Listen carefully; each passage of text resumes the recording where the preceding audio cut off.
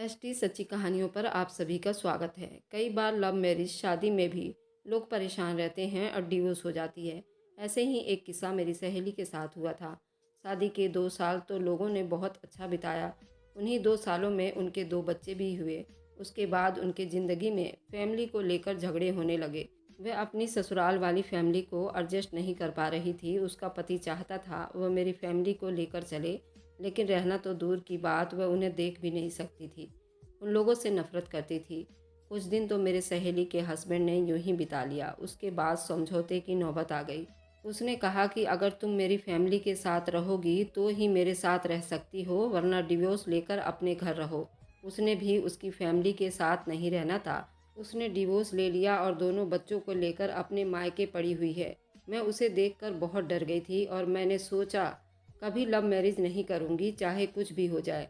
मैं अपने माँ बाप की पसंद की शादी करूँगी। और यूं ही मेरे एक दिन शादी हो गई, वह भी मेरे माँ बाप की मर्जी से।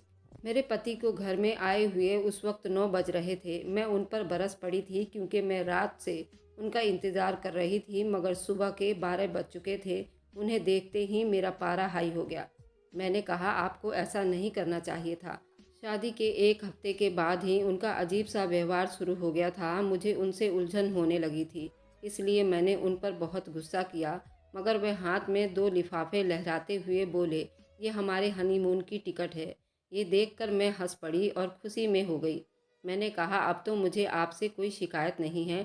अब मुझे ये बताइए कि हम कब जा रहे हैं। मैं तो यही समझ बैठी थी बाहर विदेश की टिकट है, हम लोग दुबई या फिर कनाडा जा रहे हैं ताकि हम अपना हनीमून मना सके। यही बातें सोच रही थी कि मुझे कहने लगे, जल्दी करो तैयार हो जाओ, हमें अभी निकलना है। अभी कैसे निकल सकते हैं, मैं उनसे बहस करने लगी। उन्होंने कहा कि हमें इसी टाइम घर से निकलना होगा। वैसे भी शाम का सफ़र करना अच्छा नहीं समझा जाता। मगर मुझे अपने कपड़े वगैरह पैक करने में शाम के 5 से 6 बज चुके थे। मेरी सास हम दोनों से कहने लगी, बेटा शाम का टाइम घर से निकलने के लिए अच्छा वक्त नहीं है। तुम लोग इतने वक्त घर से निकल रहे हो। वैसे भी सर्दियों की रातें बहुत जल्दी शुरू हो जाती हैं, दिन छोटे होते हैं, तुम लोगों को अपना ख्याल करना होगा। मेरी सास ने मुझे मना कर दिया, मगर मैंने उनकी कोई बात नहीं सुनी। अपनी सास को गलत समझ बैठी थी। मैंने कहा हमें इसी वक्त जाना है, मुझे रात में सफ़र करना अच्छा लगता है। मेरी सास ने मेरी बात का बुरा नहीं माना। हम दोनों ही घर से निकल गए। गाड़ी में बैठते ही मैंने पूछा कि हम कहाँ जा रहे हैं। तैयारियों के चक्कर में मैंने उनसे सवाल भी नहीं किया था। तब उन्होंने मुझे अजीब सा जवाब दिया। वह बोले, हमें जाना कहाँ है, तुम तो अपने मायके यानी अपने माँ बाप के घर बनारस जा रही हो, और वहाँ पर ही हम दोनों अच्छी अच्छी जगह पर घूमेंगे फिरेंगे। ये सुनकर मुझे थोड़ी मायूसी हुई थी, क्योंकि बनारस तो मैंने सारा घूम रखा था, क्योंकि मैं तो बनारस की रहने वाली थी, जबकि मेरी शादी दिल्ली में हुई थी। सो हनीमून का सारा भूत दिमाग से उतर चुका था। मुझे नई नई जगह घूमने का और देखने का बहुत ही शौक था, मगर मेरे पति तो मुझे बनारस लेकर जा रहे थे। मुझे गुस्सा तो आया, मगर मैं चुप हो गई थी। दिल्ली से तो शाम के 6 बजे निकले, पर रास्ते में खाना पीना खाते हमें रात के 8 बज गए थे। तब बनारस की सड़कें वैसे भी बहुत जल्दी वीरान हो जाती है। यहाँ के लोग रात के देर तक दुकानों में नहीं बैठते। पूरी सड़क खाली और सुनसान हो गई थी। बस मैं और मेरा पति गाड़ी में एक दूसरे से गप्पे लड़ा रहे थे। तभी मुझे कुछ गड़बड़ी सी नज़र आई थी। ऐसा लगा जैसे कोई हमारा पीछा कर रहा हो। एक गाड़ी थी काले रंग की, जिसे मैंने सड़क पर 2-3 बार ओवरटेक करते देखा था। पहले तो मुझे शक हुआ, मगर फिर लगा जैसे मेरा वहम है। वे करीब करीब पिछले 20 मिनट से हमारा पीछा कर रहे थे। मेरे दिल में एक अजीब सा डर पैदा हो रहा था, मगर मैंने अपने पति को ये बात नहीं बताई।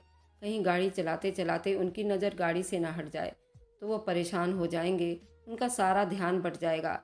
इसी वजह से मैं चुप हो गई थी। मेरा दिल नहीं चाहता था कि मैं ऐसी कोई हरकत करूं कि सोहन को गुस्सा आ जाए। वैसे भी वो काफ़ी देर से जले भुने बैठे थे। बोले कि तुमने मेरे साथ बहुत बुरा व्यवहार कर रही हो। शादी के बाद पत्नी को अपनी जुबान पर काबू रखनी चाहिए। वैसे शुरू के दिनों में तो लड़कियां काफ़ी शर्माती हैं, मगर तुम अभी से इतनी रुआब झाड़ती हो मुझे, और मुझे लगता है कि मैंने अपनी टीचर से ही शादी कर ली। हम बातें ही कर रहे थे कि जोरदार झटके के साथ पिछली काली गाड़ी ने हमारे सामने रास्ता रोक कर खड़ा हो गया। हमें एक पल में यूं लगा कि कोई हादसा होने वाला है, मगर उस आदमी ने हमारी गाड़ी की स्पीड स्लो होते हमारे आगे ऐसी गाड़ी रोकी, हम दोनों हक्का बक्का रह गए थे। हम अभी तो अपनी जान बचने पर ही भगवान की कृपा कर रहे थे। उन लोगों की गाड़ी के दरवाजे खुल गए थे। हमें लगा शायद पुलिस की गाड़ी समझे थे। वह गाड़ी काफ़ी ऊंची होती है। वह लोगों ने देखा तो गाड़ी से निकलने वाले आदमी एक दो नहीं बल्कि पूरे 6-7 लोग थे और वर्दी में नहीं थे, बल्कि उन्होंने काले नीले कपड़े पहन रखे थे और मेरा पति देखकर हैरान रह गया था। उन लोगों ने आकर हमारी गाड़ी के दरवाजे के शीशों को पीटना शुरू कर दिया था। हम लोग समझ गए थे ये कोई आम आदमी नहीं है, ये तो बहुत खतरनाक है और मुझे तो ये लग रहे थे ये डाकू हैं। ये सोच कर ही डर लगता था। मैं दिल ही दिल में भगवान से प्रार्थना करने लगी, हे भगवान, हमसे ऐसी कोई परीक्षा ना ले, हमारी जान इनसे छुड़ा दे। मगर उन लोगों ने मेरे पति को ज़बरदस्ती दरवाज़ा खोलने को कहा था। अगर हम दरवाज़ा नहीं खोलते तो ये लोग बहुत ही मक्कार थे, शीशा तोड़कर हमें बाहर निकाल लेते। मेरे पति ने मुझसे कहा कि तुम पिछली सीट पर चली जाओ। गाड़ी का दरवाज़ा खोले बगैर पिछली सीट पर जाना मुमकिन नहीं था। मैं धड़कते दिल के साथ अपने पति के पास ही बैठी थी। उन लोगों ने हमें बंदूक दिखाकर गाड़ी का दरवाज़ा खोलने को कहा था। मेरे पति ने उनसे कहा, तुम्हें जो भी चाहिए मुझसे ले सकते हो। गाड़ी के कागज़, पैसे वगैरह उनके हवाले कर दिए। एक आदमी ने सारा कुछ अपने बैग में डाल लिया। फिर मेरे पति से कहा, तुम गाड़ी से उतर जाओ, अगर तुम नहीं उतरोगे तो तुम्हें गोली मारकर यहीं सुला देंगे। वे लोग बहुत गुस्से में थे। मुझे ऐसा लग रहा था हमसे मोबाइल फ़ोन छीनकर, हमें लूट कर ये लोग हमारी जान छोड़ देंगे, मगर ऐसा नहीं हुआ था। उन्होंने मुझे भी गाड़ी से बाहर निकालने को कहा था। वे सारे के सारे आदमी इतने बदतमीज़ लग रहे थे। उनकी आवाज़ जैसे गूंज रही थी। उनकी आवाज़ सुनकर मैं बहुत घबरा गई थी। मैं सहमी डरी हुई खड़ी थी। ये चारों पांचों मुझे देखकर हंसने लगे थे। देखो, ऐसी होती है शरीफ और मासूम लड़कियां। तुम्हारी पत्नी तो बड़ी खानदानी लगती है भाई। आदमी ने हंसते हुए ये बात करते हुए मेरे पति से कहा। मेरे पति ने उन लोगों के आगे हाथ जोड़ दिए थे। देखो, तुम लोग लुटेरे हो, मैं जानता हूँ। मेरी पत्नी को कुछ मत कहो। तुम्हें जो कुछ चाहिए मुझसे ले लो। मैं तुम्हारे किसी काम आ सकता हूँ तो वह सब तुम्हें दे सकता हूँ। तुम मेरी गाड़ी भी ले जाओ, हम दोनों को छोड़ दो। ये सुना था। वे पांचों आदमी हंसने लगे। एक ने अपनी गाड़ी की तरफ इशारा किया और बोला, हमारे पास उससे भी ज़बरदस्त गाड़ी है जानेमन। हमें तुम्हारी गाड़ी से नहीं, तुम्हारे माल से मतलब है, और माल में सबसे अच्छा माल तो तुम्हारी पत्नी है। आदमी ये कहकर मेरी तरफ बढ़ा तो मेरे दिल में बहुत तेज़ दर्द हो गया। मुझसे तो आज तक किसी ने इस तरह की बात नहीं की थी। ये आदमी इतनी भयानक बातें कर रहा था। मेरा दिल चाहा कि मैं यहाँ से भाग जाऊँ, मगर मैं वहीं खड़ी रही। मुझे बस अपने पति का इंतज़ार था। उन लोगों को रोकेगा कौन? मेरे पति उन लोगों को मेरे पास तो हरगिज़ नहीं आने देते, मगर उन लोगों ने इससे पहले मेरे पति को मारना पीटना शुरू कर दिया था। एक आदमी ने मेरी तरफ बढ़ा। मैंने सोचा कि मैं यहाँ से दूर भाग जाऊँ, दौड़ लगाकर, पर मैंने इतनी ऊंची जूती पहन रखी थी जिसे पहनकर भागना भी नामुमकिन था। उस वक्त डर के मारे मेरा सारा बदन कांप रहा था। मेरे पति को पकड़कर ये लोग एक तरफ लेकर जाने लगे। मेरा पति चीखने लगा, भगवान के लिए मेरी पत्नी को छोड़ दो, मेरी इज्जत है। तुम लोग भी माँ बहनों वाले हो, ऐसा मत करो। मेरी अभी नई नई शादी हुई है। मैं अपनी पत्नी को लेकर उसके मायके जा रहा हूँ, ऐसी कोई बात नहीं है। मेरा पति चिल्ला रहा था, मगर वे आदमी बार बार हंस रहे थे। मुझे तो अपने आप किसी गहरी खाई में डूबता हुआ नजर आ रहा था। चलो, इस औरत से हम सब मिलकर एंजॉय करते हैं। वे सारे आदमी मिलकर मेरे पति को उठाकर उनकी गाड़ी की तरफ बढ़ रहे थे। मेरे पति को एक गाड़ी में डाल दिया गया था। मैं भी उस गाड़ी के तरफ लपकी थी। उस आदमी ने मेरा हाथ खींचकर मुझे पीछे कर लिया। एक आदमी ड्राइविंग सीट पर बैठ गया। मेरे पति को दोनों हाथ पांव बांधकर पीछे वाली सीट पर बैठा दिया गया था। उन लोगों ने बंदूक के नोक पर मेरे पति को अगवा कर लिया था। मेरे पति बार बार मुझसे कह रहे थे कि यहाँ से भाग जाओ। मैंने भागने की भी बहुत कोशिश की थी, मगर उस आदमी के हाथ आ गई थी। वह बहुत ताकतवर था। उस आदमी से अपने आप को छुड़ाकर भागना असंभव नहीं था। मेरे साथ जो आदमी खड़ा था उसने एक बैग में हमारी सारी चीज़ें समेट ली थी। रुपए, पैसे, मेरा जेवर, यहाँ तक कि हमारे छोटे मोटे कपड़े वाले बैग उन लोगों ने हमसे छीन लिया था। मगर उसके बावजूद भी उन लोगों ने हमारी जान नहीं छोड़ी थी। मेरे पति से गाड़ी की चाबी ले ली। मेरे पति को गाड़ी की पिछली सीट पर बांध दिया। तभी उस आदमी ने गाड़ी चला दी। जिन आदमियों ने मुझे पकड़ रखा था वे दोनों ही बड़े खतरनाक थे और उनका कद काठी भी बहुत बड़ा था। जबकि चेहरे पर दाढ़ी सजा रखी थी। मुझे यहाँ से भागने की कोई सूरत नज़र नहीं आ रही थी। दोनों मुझे गाड़ी की तरफ लेकर जाने लगे। मैंने शोर मचाना शुरू कर दिया था। मैंने ऊंची आवाज़ में चिल्लाना भी शुरू कर दिया था, क्योंकि मेरे पास उसके अलावा कोई चारा भी नहीं था। मैंने यही सुना था कि मुश्किल टाइम में अपने भगवान को याद करो, वे अपनी शक्तियों से हमें बचा लेते हैं। लोग मेरा मजाक उड़ाने लगे थे। वाकई तुम्हारे पति ने तुम्हें देख कर ही चुना होगा, तुम तो पढ़ी लिखी भी हो। वह आदमी मजाक उड़ा रहा था। दूसरे ने गुस्से से चुप करने की कोशिश की। मेरे सामने ये सब कुछ करके मेरा दिमाग खराब ना करो। जो हमें करना है वही करेंगे। तुम जैसी औरतें किसी को बार बार नहीं मिलती। इतनी वैश्यानी बातें सुनकर मुझे उन लोगों पर बहुत गुस्सा भी आ रहा था। अगर मेरे पापा यहाँ होते, न जाने उन्हें चीर कर रख देते। मगर उस टाइम वीरान जंगल में मेरे साथ सिवाय भगवान के और कोई नहीं था। मुझे अपनी लड़ाई खुद ही लड़नी थी। मगर जैसे ही मेरी उस आदमी पर नज़र पड़ी जो कि साथ वाली सीट पर बैठा था, मेरे होश उड़ गए थे।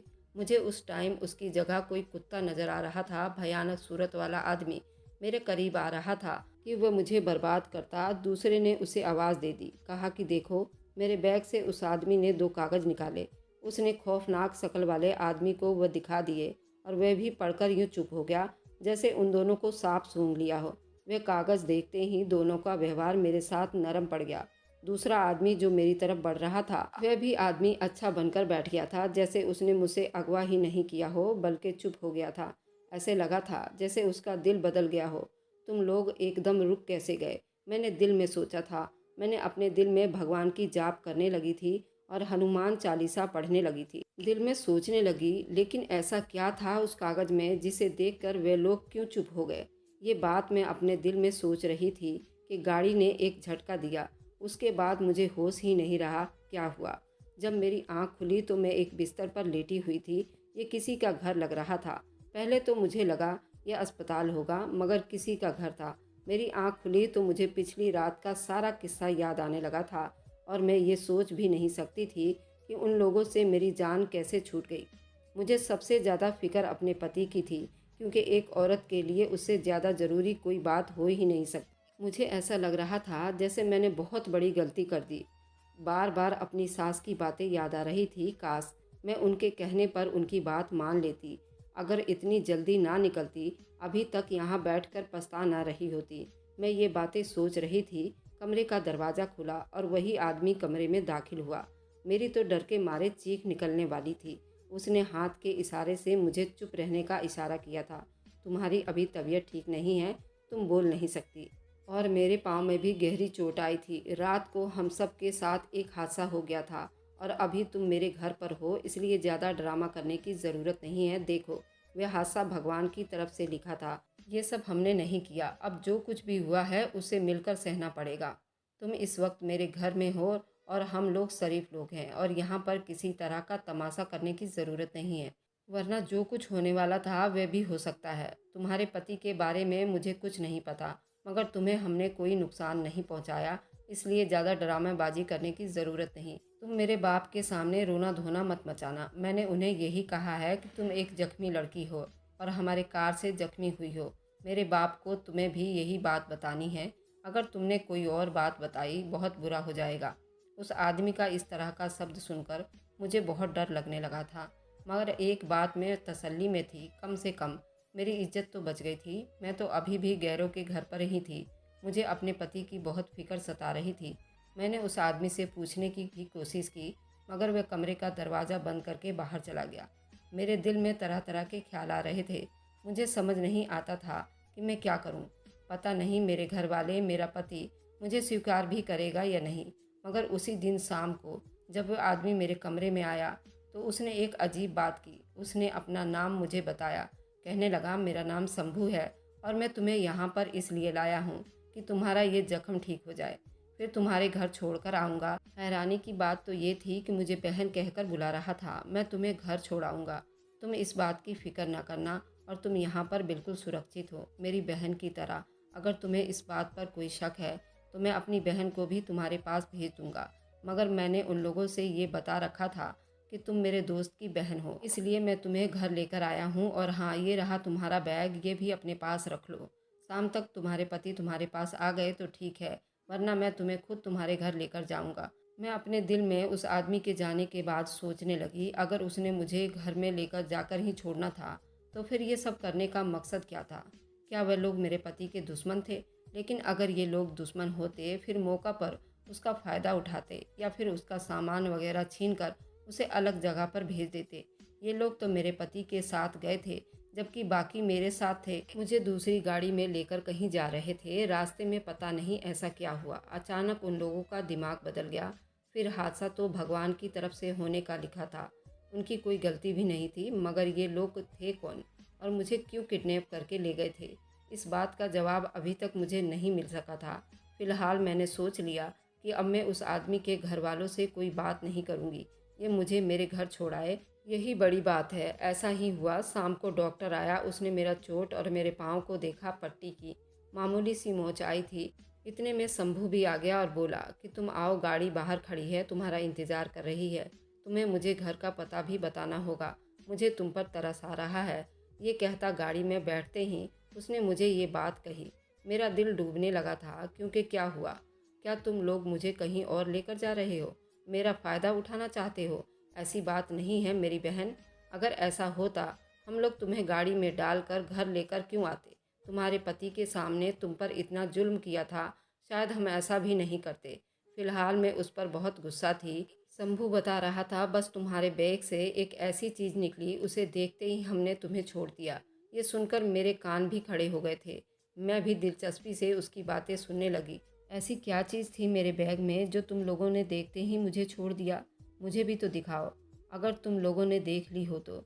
अगर तुमने देख लिया तो यहीं पर बेहोश हो जाओगी। मैं पहले तुम्हें तुम्हारे घर पहुंचाऊंगा और तुम घर जाकर खोलकर खुद ही देख लेना। मैं नहीं चाहता यहाँ पर तुम्हारी तबीयत खराब हो जाए। उस आदमी की बातें सुनकर मुझे बहुत गुस्सा आ रहा था। तुम हो कौन? मुझे और मेरे पति को तुम लोगों ने क्यों किडनैप किया? क्या तुम इस बात का जवाब देना पसंद करोगे? लेकिन अब ये सब कुछ जानने का फ़ायदा नहीं है। तुम इस बात का यकीन नहीं करोगी, हमने तो तुम्हें हाथ नहीं लगाया। रात को एक हादसा हो गया था, तुम्हारे सामने ही हम लोग भी जख्मी हैं। तुम्हारे तो सिर्फ पाँव में मोच आई है, मेरी तो कमर भी टूट गई है। अब मैं घर जाऊंगा तो कुछ अपनी मरहम पट्टी भी कराऊंगा, डॉक्टर के पास ज़रूर जाऊंगा, अपना एक्सरे वगैरह भी कराऊंगा, कहीं कोई हड्डी वगैरह ना टूट गई हो। आदमी चिढ़ कर बातें कर रहा था, मगर मुझे असल बात की अभी भी कोई खबर नहीं थी। मुझे उसकी बातों में कोई सच्चाई नज़र नहीं आ रही थी। मैं चुप हो गई थी। सुबह का रास्ता उस आदमी के साथ तय करना था, मेरे लिए बड़ा मुश्किल था। मैंने सोचा कि मैं रास्ते से इसके बारे में ज़्यादा बातें जान लूँगी, ताकि अगर कहीं उसकी नीयत में कोई खोट नज़र आए, मैं उसके खिलाफ खड़ी हो सकूं और अपना आवाज़ उठा सकूं। कुछ पता है तुम्हें? मेरा नाम शंकर है और मैं तुम्हारे पति को जानता हूँ। ये सुनते ही मेरे कदमों तले से ज़मीन निकल गई थी। तुम मेरे पति को जानते हो, मगर किस तरह? क्या तुम उसके दोस्त हो? तुम लोगों ने मुझे जानबूझकर किडनैप किया, मगर क्यों? मेरी बात सुनकर उसने कहा, पूरी कहानी मुझे बताएगा, लेकिन उसके बाद मुझे वादा करना होगा कि मैं शंकर के घर वालों से इस बारे में कोई बात नहीं करूंगी और ना ही शंकर के घर वालों के बारे में किसी को बताऊंगी। मैंने मजबूरी में हाँ में सिर हिला दिया था। तभी शंकर ने जो बात मुझे बताई, उसने तो मेरी जान ही निकाल दी। तुम्हारा पति सोहन मेरा बहुत अच्छा दोस्त था। तुम्हारा पति सोहन मेरे लिए बहुत जिगरी दोस्त था। मेरे सब घर वालों को भी पता था। सोहन मेरे घर आता जाता रहता था, मेरे हर काम को मिलजुल कर करवाता था। मेरी बहन का कोई काम हो या फिर उन्हें स्कूल पहुंचाना हो तो सोहन पर इतना ही भरोसा करता था, वह जितना कि सगे भाई पर भरोसा किया जाता है। मैं सोहन को अच्छे तरीके से जानता था, उसके बाप दादा को जानता था, इसलिए मैंने कभी भी सोहन पर कोई शक नहीं किया था। मगर एक दिन मैं अपनी बहन को कुछ समझा रहा था, मगर मुझे नहीं पता चला कि कब सोहन ने मेरी बहन के साथ चक्कर चला लिया। वह अक्सर स्कूल से लेट आने लगी। सोहन उसे वापस भी लेकर आता था, क्योंकि सोहन का कॉलेज भी हमारे घर के रास्ते में पड़ता था। सोहन वैसे तो अपनी गाड़ी पर जाता था।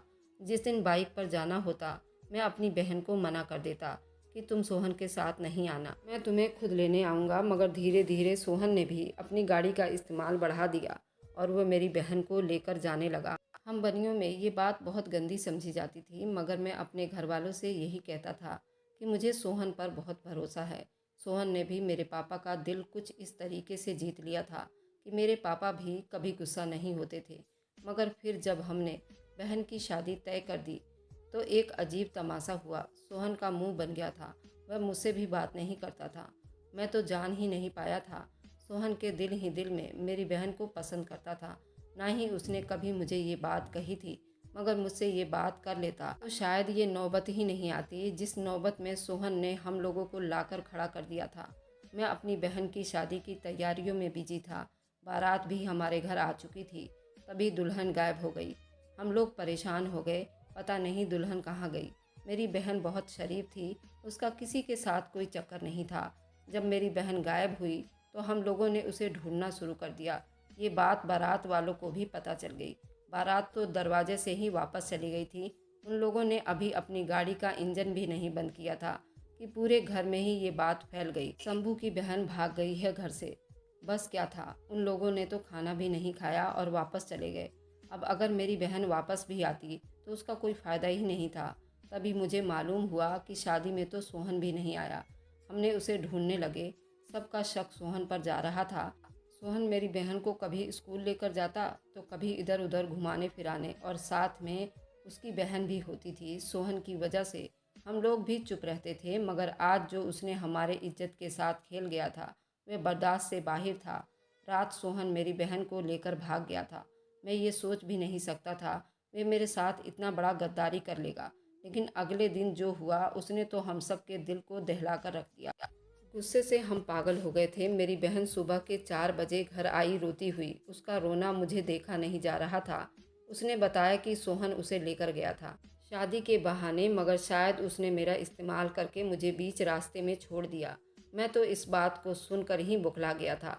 ऐसी बात सुनकर हमने अपनी बहन को जिंदा गाड़ देना था, मगर उसकी नौबत ही नहीं आई थी। उस बेचारी ने खुद ही मौत को गले लगा लिया। हम लोग सोच भी नहीं सकते थे कि हमारी इज्जत इतनी खाक में मिल जाएगी।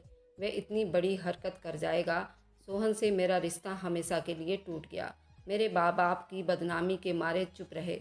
वे नहीं चाहते थे किसी भी तरह से गांव में ये बात फैल जाए। हमारे घर में सब ने कहा कि हमारी बेटी का एक्सीडेंट हो गया था। पार्लर से घर आते हुए वे किसी हादसे का शिकार हो गई थी, इसलिए शर्म की वजह से सब चुप हो गए। मगर मेरे दिल में बदले लेने की आग जल रही थी। मैंने सोच लिया था कि मैं भी सोहन के साथ यही करूँगा। मेरा तो आइडिया ये था कि शादी के रात आपको अगवा करूँगा और उसके बाद कभी आपको सोहन की शक्ल को नहीं देखने दूँगा। लेकिन ऐसा नहीं कर पाया, और अब जबकि आप लोग हनीमून पर जा रहे थे इस बात का मुझे पता चल गया। मैंने सोचा कि मैं अपने दोस्त के साथ मिलकर एक प्लान बनाऊँगा। सोहन को सबक सिखाऊँगा कि सारी ज़िंदगी याद रखेगा। मैं तो उसे जान से मार देना चाहता था, लेकिन मेरे दोस्त उसकी हड्डियां पसलियां तोड़ने के लिए किसी दूर इलाके में ले गए हैं, और मैं अपनी बहन का बदला आपसे लेना क्या सोच रहा था। जब सोहन की जेब से निकलने वाली कागज़ देखा तो मुझे आप पर तरस आने लगा, क्योंकि उस कागज़ पर आपके और सोहन के संबंध खत्म होने की मोहर थी। सोहन आपको डिवोर्स दे चुका है, उसकी वजह उसने बताई नहीं, मगर फिलहाल जिस आदमी ने इतने घर बर्बाद किए हों, इतने लोगों की खुशियों पर पानी फेरा हो, वह कैसे खुश रह सकता है। शंकर की बात का सुनकर मेरे आंखों में आंसू निकलने लगे। पता नहीं क्यों मुझे रोना आ रहा था। मेरे पति ने मुझे क्यों छोड़ दिया बिना वजह। ये बात बड़ी अजीब थी। मुझे हैरानी हो रही थी वह ऐसा कैसे कर सकते थे। लेकिन जो हो चुका था उस पर आंसू बहाने का कोई फ़ायदा नहीं था। भारी दिल के साथ मैं अपने माँ बाप के घर पहुँची। उन्हें इस हादसे के बारे में मैंने कुछ नहीं बताया, बस वे कागज़ उन्हें दिखा दिए। मेरे माँ बाप भी पछताने लगे थे, क्योंकि सोहन और मेरा रिश्ता अब बिल्कुल ख़त्म हो चुका था। सोहन के माँ बाप ने ये रिश्ता उनके खिलाफ किया था। परिवार में जब शादियाँ उस बुनियाद पर होने लगे किसी के पास ज़मीन और जायदाद कितनी है, तो यही किस्सा होते हैं। सोहन के माँ बाप ने अगर शादी के रात उसकी दुल्हन को स्वीकार कर लिया होता तो आज उनका बेटा ऐसे परिवार में उनको बदनाम नहीं करता। सोहन ने अपने माँ बाप से अपनी महबूबा की बिछड़ने का बदला ले लिया। शंकर ने सोहन से अपनी बहन की इज्जत खराब करने का बदला लिया। पर पता नहीं मुझे क्यों किस वजह से रुस्वा किया गया, मेरा घर क्यों उजाड़ा गया। लोग कहते हैं कि दुनिया वालों की रीत है, कोई मुझे भी तो बता दे कि मेरी क्या गलती थी। मैंने तो आज तक किसी के साथ कोई बुराई नहीं की थी, फिर मेरे साथ ऐसा क्यों हुआ, और इसमें मेरी क्या गलती थी। और क्या अरेंज मैरिज सही साबित हुआ? नहीं, सबको अपनी भावनाओं की चिंता होती है। अगर सब एक दूसरे की भावनाओं को समझने लगे तो ये दुनिया स्वर्ग बन जाएगी। अगर आपको आज की कहानी पसंद आई है तो वीडियो को ज़रूर लाइक कीजिएगा और अपने दोस्तों के साथ शेयर भी कीजिएगा। और हाँ, अगर आपने अभी तक हमारे चैनल को सब्सक्राइब नहीं किया है तो ज़रूर सब्सक्राइब कर लें। मिलते हैं हम अपनी कल की एक नई दिलचस्प कहानी के साथ।